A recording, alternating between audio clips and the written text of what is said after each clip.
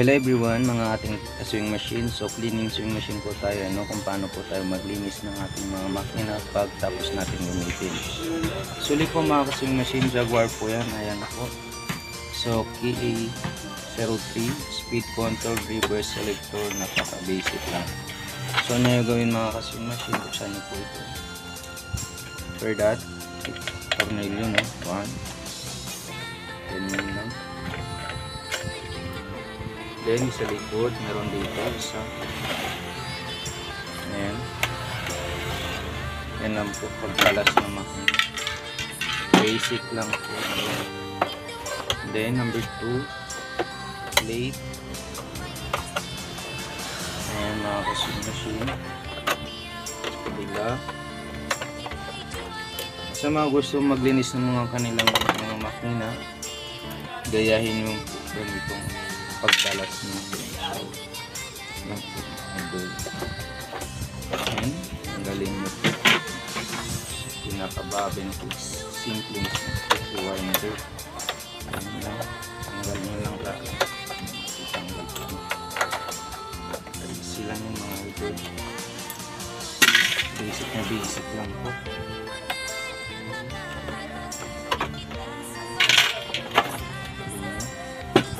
So guys, kung saan po kayo maglalagay ng oil, dito po yan. Ayan. So, ang gawin nyo, tuyan ako ng brush, tanggalin yung makalito po. Kasi pag nalangis po kayo, automatic, pag natama ng oil yung alikabok, babara po yan, maging putik nyo. Mga idol, ayan dito po lahat ng parts na umikot kung saan po kayo mag-oil. No? Ganyan lang po. Tapos patak-patakan nyo. So, saan umikot lang mga pyesa. Yun lang po. Lalagyan nyo ng oil. Ayun. After nun mga ka-idol, pwede nyo na siya isaksak sa kuryente. Habang naglalagay po ng oil, pwede nyo sa ipatakbo.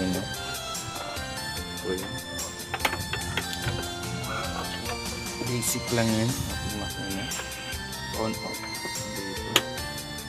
So idol, mga po sak natin siya, ganyan natin itong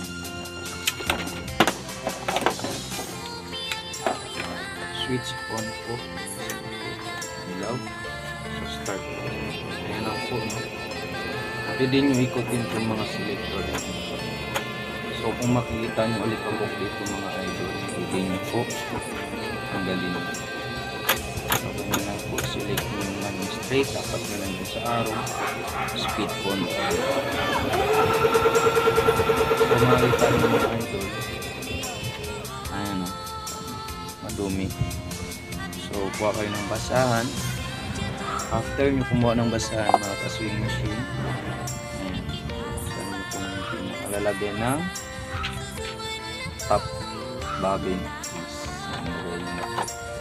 So 1, pwede nyo siya patakbuhin. Tapos habang patakbuhin po, walang isin yung gilid. So ganyan lang yan mga idol. Then select mo zigzag. Tingnan nyo po yung alignment kung ay nasa tama. Bagsak nyo lang, ikot nyo yung handle. Ayun mga idol, kita nyo po yan, inaikot ko yan mga idol. Linisin nyo lang po yan, ganyan lang po siya. So, tama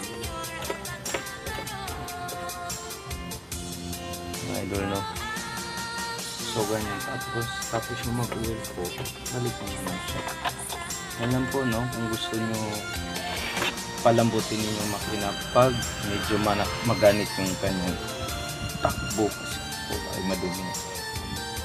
Kung saan umikot yung mga parts dito, yun lang papatakan nyo ng mga sewing machine, no?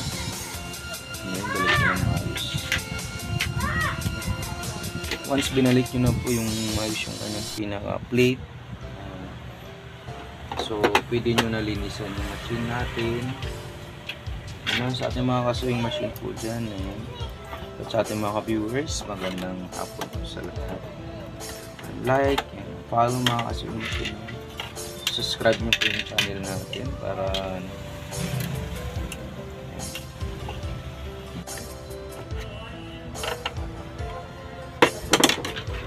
so mga idol, ganyan lang po paglinis. Ayan, napaka-basic natin. So balik mo lang po kanyang pinaka-cover. Yes. Basic lang siya.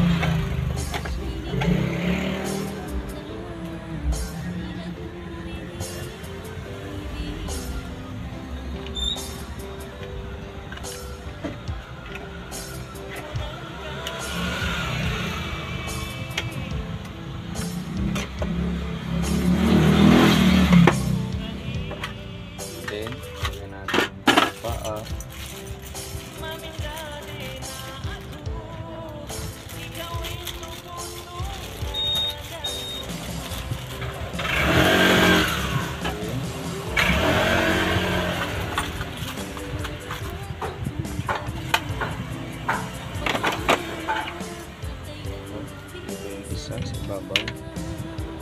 So guys, ganyan po yan. No? Pag gusto nyo linisan yung makina natin,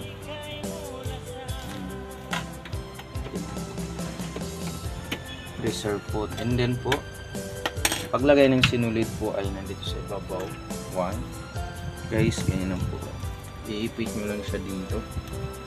1, 2, 3. Ayan.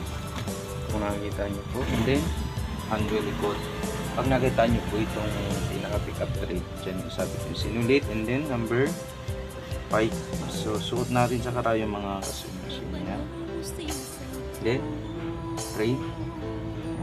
So, may auto thread na rin siya.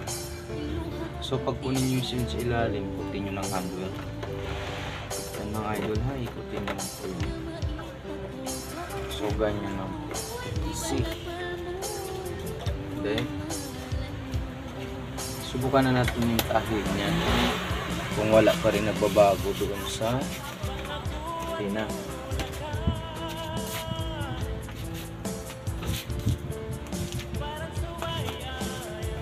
Yan po, mga kasunusin. So, straight muna tayo. Dapat natin start. Speed control, backstitch. Start. Yan po mga kasunusin. So speed. Then stop. Then cut. Right side. Ganyan po mga kasung machine. So napaganda tayo niya. Wow. So ganyan lang po paglinis sa ating makina. Wala na tayong gagalawin. Hindi tanggalin yung mga alikabok po. So start. Zigzag.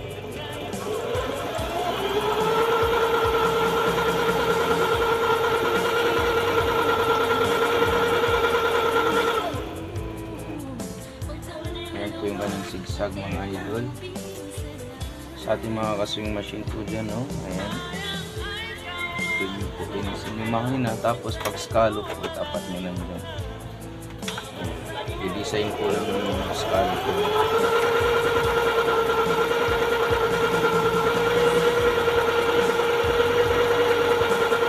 Speed control.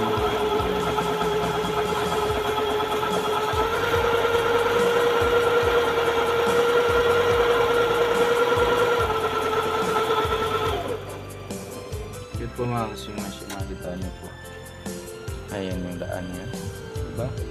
So ganyan lang po mga kaswing machine. Maraming salamat po. God bless.